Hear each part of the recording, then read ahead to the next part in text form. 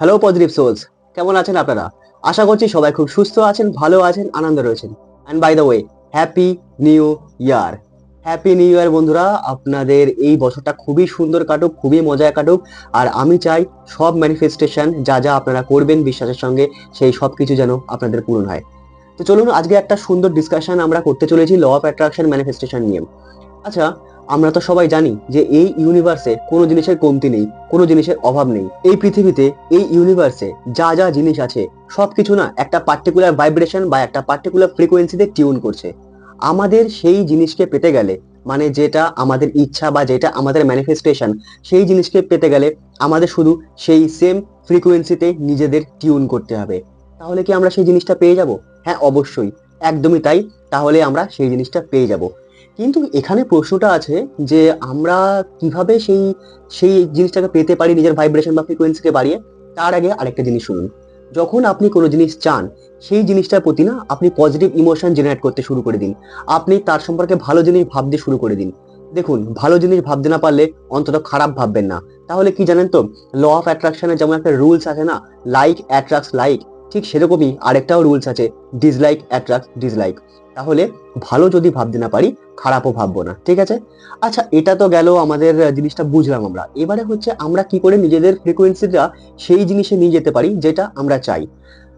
তার জন্য প্রথমে কি চলে আসছে জানেন? আমাদের লিমিটিং বিলিভস, যেটা আমাদের সবসময় সবকিছু আটকায়। আমাদের মনের ভেতরে বারবার বলে যে তুই তো এটা যোগ্য না, তুই এটা কি করে পাবি, তুই কি করে এই জিনিস পেতে পারিস, তুই তো সেই জিনিসের জন্য খাটিসনি, চেষ্টাই করিসনি। তাহলে আমরা কি করে আমাদের এই লিমিটিং বিলিভসকে নষ্ট করব বা ভাঙবো? তার জন্য আমাদের কিছু করতে হবে। সেটা কি? খুবই সিম্পল ব্যাপার। যেটা আমাদের ম্যানিফেস্টেশন, সেটা সম্পর্কে ইন ডিটেলে জেনে নিন। কোথাও না, গুগলসে যান, চ্যাট জিপিটিতে যান, যান, খুঁজুন, জানুন কিভাবে সেই জিনিসটা পাওয়া যায়, কিভাবে কে কে পেয়েছে, বা সেই জিনিসটার দাম কত, বা সেই জিনিসটা ইউজেস কেমন, ইউটিউবে দেখুন, ঘাটুন, সবকিছু জেনে নিন সেই জিনিসটা সম্পর্কে। তাহলে কি হয়, এটা না আমাদের একটা একটা ইমোশনস, এটা একটা আমাদের ভাইব্রেশন, যেটা আমাদের ইউনিভার্সে যাচ্ছে, যে ইউনিভার্সকে এটা বোঝাচ্ছে যে আমরা এই জিনিসটা চাইছি, সবে মাত্র চাইছি, এখনো কিন্তু ম্যানিফেস্টেশন পূরণ হয়নি। এবারে এইভাবে যখন আমরা জিনিসটা সার্চ করব, তখন আমাদের মধ্যে এই বিষয়টা নিয়ে একটা ভালো ফিলিংস জেনারেট হবে, একটা পজিটিভ ইমোশনস আসবে। তাহলে লাইক অ্যাট্রাক্টস লাইক, এই ফার্স্ট লটা কাজ করলো। এইবারে আমাদের কি করতে হবে? আমাদের লিমিটিং বিলিফসকে ভাঙতে হবে। আমাদের মনের ভিতরে, আমাদের সাবকনসিয়াস মাইন্ডে যে বিলিফ সিস্টেমগুলো রয়েছে, যে আমরা আনঅর্থী, আমরা এটা পারি না, আমরা ওটা পারি না, আমরা আনলাকি, এই সমস্ত যে বিলিফসগুলো রয়েছে সেগুলো ভাঙতে হবে। আর সেইগুলো ভাঙবো কি করে? সিম্পল ব্যাপার, অ্যাফার্মেশনস। অ্যাফার্মেশন প্রচন্ড ইম্পর্টেন্ট একটা টুলস ল অফ অ্যাট্রাকশন আর ম্যানিফেস্টেশনের ক্ষেত্রে। অ্যাফার্মেশন আমাদের বারবার ইউজ করতে হবে। হয়তো প্রথমবার যখন আপনি ইউজ করবেন না, নিজেকে বোকা বোকা মনে হবে আমি কি পাগল হয়ে গেছি যে একা একা কথা বলে যাচ্ছি। কিন্তু হ্যাঁ, সেলফ টক খুবই ইম্পর্টেন্ট। অ্যাফার্মেশনের মধ্যেই আমরা সেলফ টক করতে পারি। সেলফ টক মানে হচ্ছে আমাদের পজিটিভ অ্যাফার্মেশন বলা। ঠিক আছে? যে বিষয়টা আপনি চান, সেই বিষয় সম্পর্কে পজিটিভ কথা আপনাকে নিজের সঙ্গে বলতে হবে বারবার বারবার, যাতে সেই বিলিফ সিস্টেমটা আপনাদের সাবকনসিয়াস মাইন্ডে ঢুকে যায়। আর আপনাদের সাবকনসিয়াস মাইন্ড এটা বিশ্বাস করতে শুরু করে যে হ্যাঁ, ও অর্থী, ও যোগ্য, ও নিজের সাকসেসের যোগ্য। ব্যাস, এটাই শুধু আপনাকে বিশ্বাস করাতে হবে। আর অ্যাফার্মেশন বলা মানে না, কখনোই এটা ভাববেন না যে আপনাকে জোরে জোরে চিল্লে চিল্লে বলতে হবে, না, এর কোনো মানে নেই। অ্যাফার্মেশন মনে মনেও বলা যায়। এখানে একটা বই আছে, ক্রিয়েটিভ ভিজুয়ালাইজেশন। এখানে অ্যাফার্মেশন সম্পর্কে ডিটেলে বলা হয়েছে, আর সেখানে এটাও বলা হয়েছে যে অ্যাফার্মেশনকে আমরা মনে মনেও বলতে পারি। এবার অ্যাফার্মেশনের কিছু পার্টিকুলার ওয়ার্ডস রয়েছে যেগুলো আপনার মনে ফিলিংস জেনারেট করবে। কারণ দেখুন, উইদাউট ফিলিংস না অ্যাফার্মেশন বলুন বা ভিজুয়ালাইজেশন বলুন, কখনো কমপ্লিট হয় না। ফিলিংস আমাদের জেনারেট করতে হবে। ফিলিংসটাই তো ভাইব্রেশন বা ফ্রিকোয়েন্সি। ফিলিংস তো আমাদের লাগবেই, তাই না? আর ফিলিংস জেনারেট করার জন্য না সব থেকে ভালো যে জায়গাটা রয়েছে সেটা হচ্ছে ভিশন বোর্ড। ভিশন বোর্ড সম্পর্কে আমি একটা ভিডিও এনেছি এই চ্যানেলে, আপনারা যান, সেখানে আমি ভিশন বোর্ড সম্পর্কে যে সায়েন্সটা রয়েছে সেই সায়েন্স সম্পর্কেও আমি বলেছি, প্লাস আমি বলেছি আমি কিভাবে আমার ভিশন বোর্ড বানিয়েছি বা কিভাবে ভিশন বোর্ড বানাতে হয়, আমি আপনাদের সেটা বলেছি। আপনারা ভিশন বোর্ডটা বানান, 2025 সাল পড়ে গেছে, এবারে ভিশন বোর্ডটা বানিয়ে নিন। ভিশন বোর্ড বানানোর ফায়দা কি?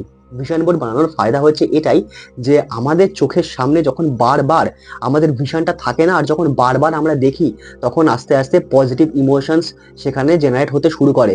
আর তার সাথে ইলেভেটেড ইমোশনস কি?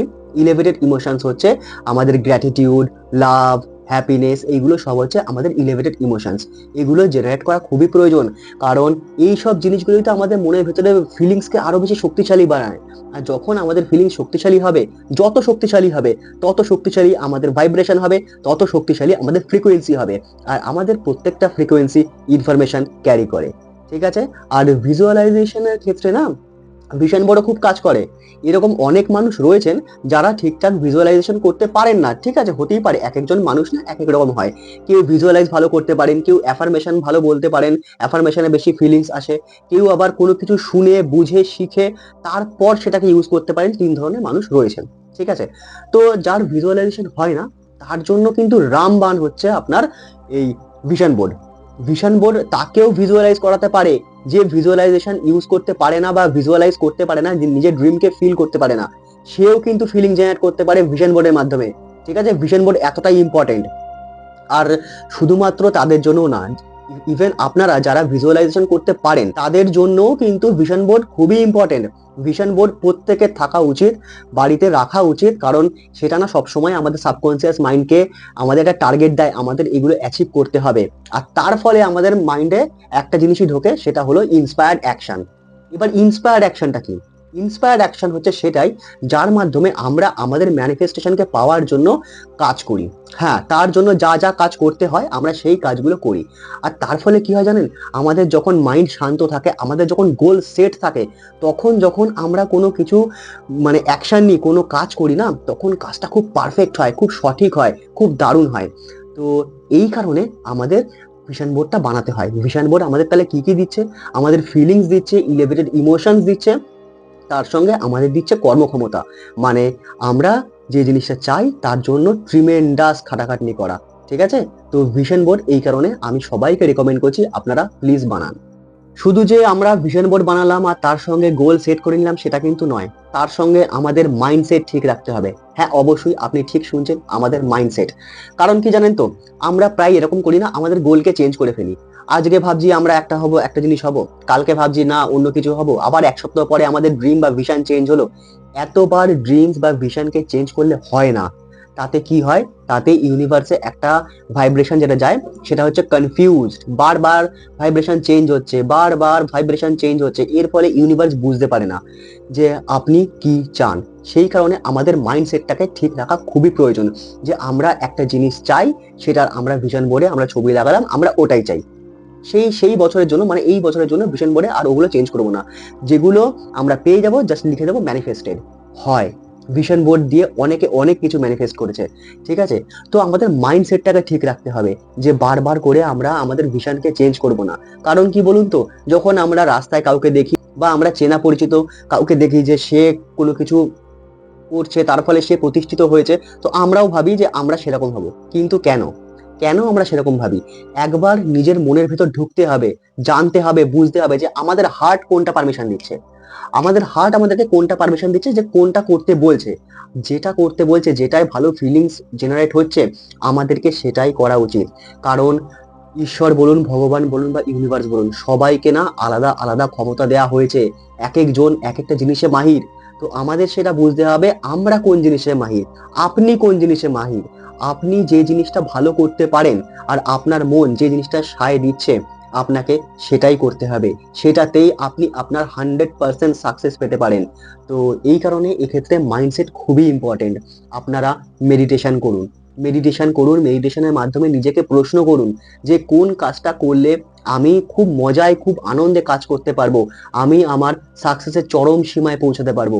মেডিটেশন করুন, আপনি উত্তর পেয়ে যাবেন। হয়তো আপনি সঙ্গে সঙ্গে নাও পেতে পারেন, 2 দিন পরে বা 10 দিন পরে পেতে পারেন, কিন্তু বিশ্বাস রাখুন, মেডিটেশনের মাধ্যমে প্রশ্ন করে যান, আপনারা আপনাদের আনসার পাবেন, ঠিক আছে? তো আজকে আমরা যে আলোচনা করলাম, যে বিষয়টা নিয়ে জানলাম, সেই বিষয়টা নিয়ে প্লিজ একটুখানি খেয়াল রাখুন, একটু ভাবুন, আর একটু বুঝুন যে আপনার কি কি জায়গায় ঠিক করতে হবে আপনাকে। আর ভিশন বোর্ড কিভাবে বানাবেন সেই জন্য ভিডিওস এখানে রয়েছে, এই চ্যানেলে রয়েছে, কাইন্ডলি দেখবেন, আর আমি ডিসক্রিপশনে লিঙ্কও দিয়ে দেবো, ঠিক আছে?